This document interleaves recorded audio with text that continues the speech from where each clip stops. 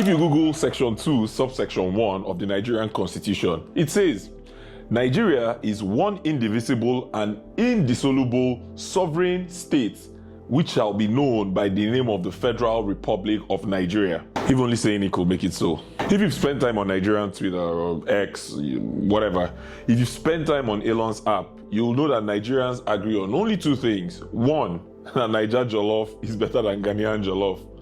Two, that Nigeria is divided. The last line of our national anthem may say, one nation bound in freedom, peace and unity.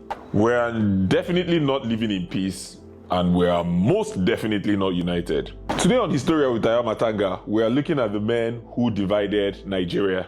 From the very beginning, the architects of Nigeria may have amalgamated the northern and southern protectorates into one entity on paper, but in reality, it was something totally different. You only have to look past our first few constitutions to see the pattern. First of all, in 1914, Lugard didn't even bother with a written constitution.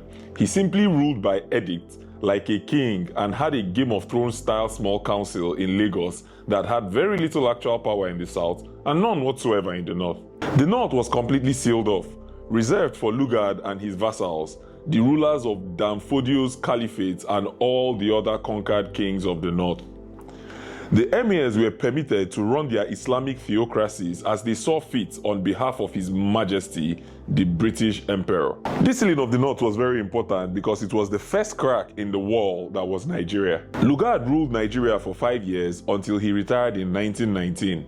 He moved back to England, was made a baron, and raised to the House of Lords, where he continued to influence colonial policy. Enter his replacement, Sir Hugh Clifford. Hugh Clifford was a well-traveled colonial administrator who had served for 30 years in British Malaya, now Malaysia, before being appointed governor of the Gold Coast, which later became Ghana. In Malaya, he built a reputation for understanding and respecting local customs and working closely with the Malay sultans. In other words, he was a master of indirect rule. Clifford's first major act as governor of the colony of Nigeria was to give it a written constitution, the Clifford Constitution of 1922.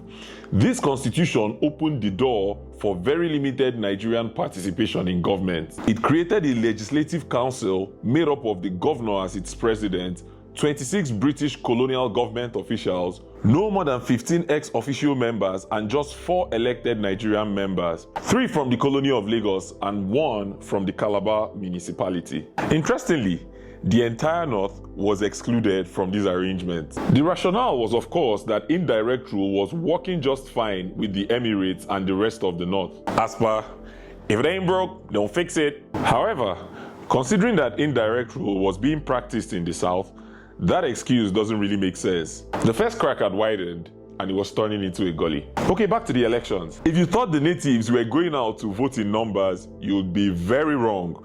The only people allowed to vote were white men and Nigerian men who had landed property at an annual income of at least £100. And you also had to be able to read and write English.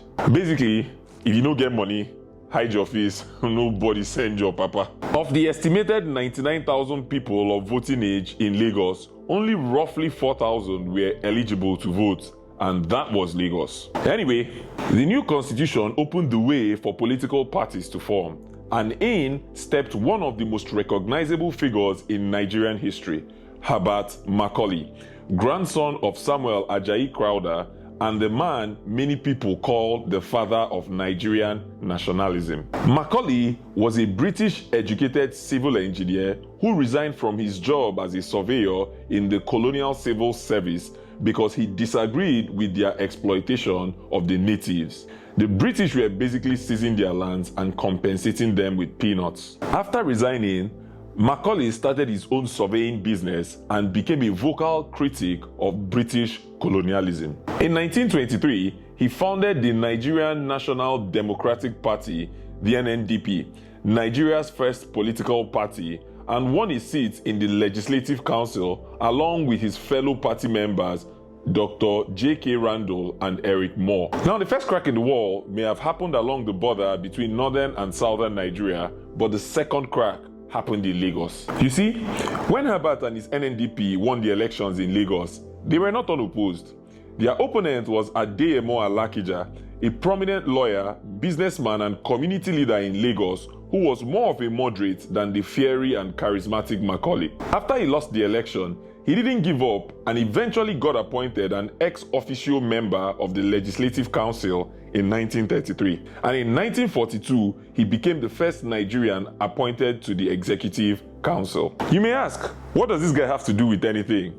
And the answer, it was Alakija who founded Egbe Omo Oduduwa, the Yoruba nationalist group that was pivotal in how the Nigerian national movement turned out. In 1939, the Second World War broke out, and that war sowed the seeds of the empire's demise. England itself was getting battered by Germany, India was slipping out of control, and the international trade had flatlined. In Nigeria, this meant food shortages and inflation, which made an already unpopular British government quite hated. And their popularity was entirely the fault of the British. Their high-handedness and unfair taxation had already caused the Adubi War of 1918, in which they slaughtered 598 Egba fighters, and the 1929 Aba Women's Riot that involved over 10,000 women in the eastern region and cost 59 women's lives. Nigerian natives were furious, and as they got more education and more exposure, they started airing their grievances in Queen's English and began to organize into unions. By 1945, prices had soared,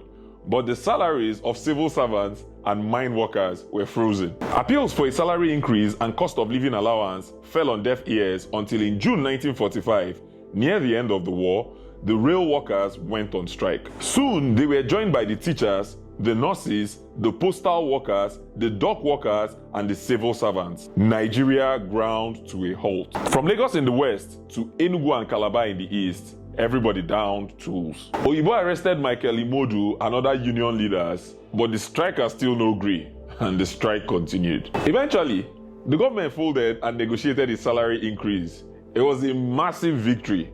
The British were not invincible after all. In the middle of all this, Herbert Macaulay had founded the National Council of Nigeria and the Cameroons in 1944, and the party earned the enmity of the British colonial government with its support of the general strike. He died in 1945 though, and was succeeded as leader of the party by Nnamdi Azikiwe, an American-educated lawyer, activist, and owner of the West African Pilot, a popular Lagos newspaper that was giving the British bad news on the daily. Unfortunately, Azikiwe's rise to prominence in Lagos politics, along with the rise of the Egbe Omo Oduduwa in 1945, triggered the second cracks in the Nigerian polity, and the catalyst was Arthur Richards' 1946 constitution that split the country into 3 regions, each with its own executive and legislature. At a time when the nationalist movement needed to galvanize the whole country, people started looking closer to home. And you can't blame them. It's human nature. Azikiwe was arguing for a united and unitary Nigeria.